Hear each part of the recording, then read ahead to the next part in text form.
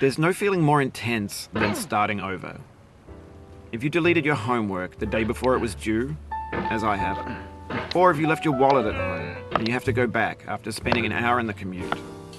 If you won some money at the best shirt dry cleaned before a wedding and then immediately dropped food on it. If you won an argument with a friend and then later discovered that they just returned to their original view.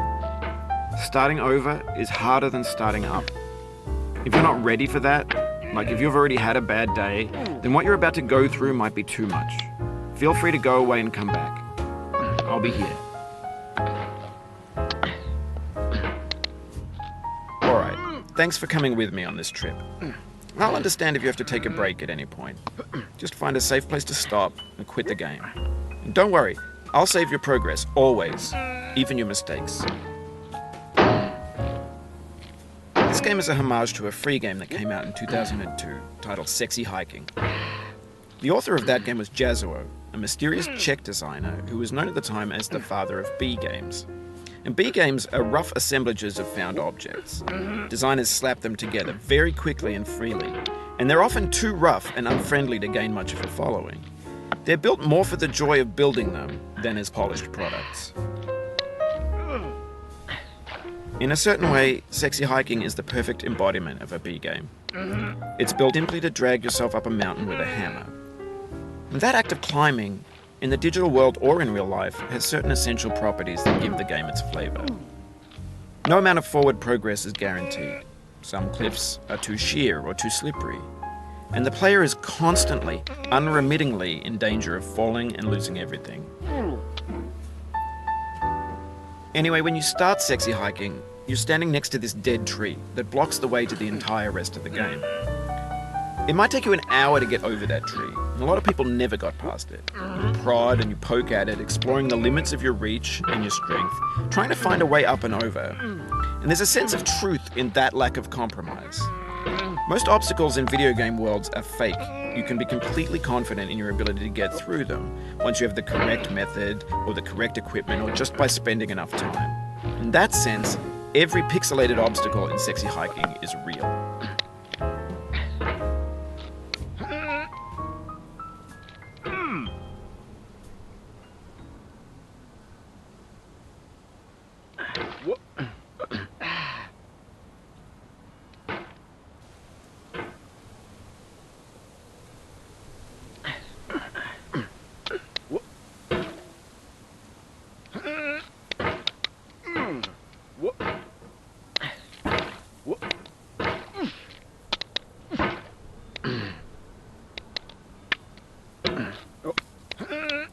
The obstacles in Sexy Hiking are unyielding, and that makes the game uniquely frustrating. But I'm not sure Jazuo intended to make a frustrating game. The frustration is just essential to the act of climbing, and it's authentic to the process of building a game about climbing. A funny thing happened to me as I was building this mountain. I'd have an idea for a new obstacle, and I'd build it, test it, and it would usually turn out to be unreasonably hard. But I couldn't bring myself to make it easier. It already felt like my inability to get past the new obstacle was my fault as a player rather than as a builder.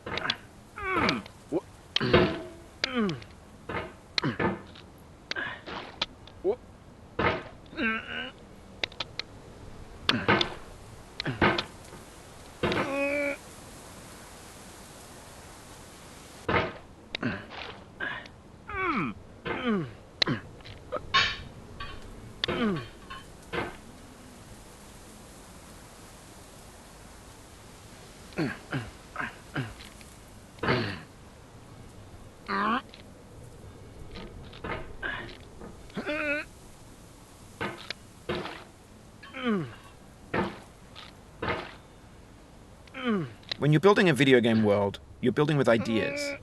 And that can be like working with quickset cement. You mold your ideas into a certain shape that can be played with, and in the process of playing with them, they begin to harden and set until they're immutable, like rock. And at that point, you can't change the world. Not without breaking it into pieces and starting fresh with new ideas.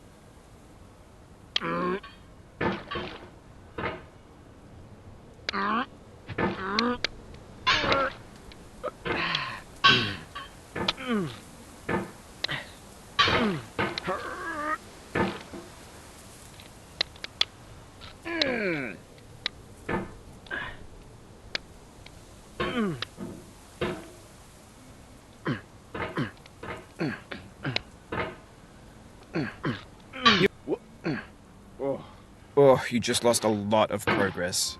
That's a deep frustration.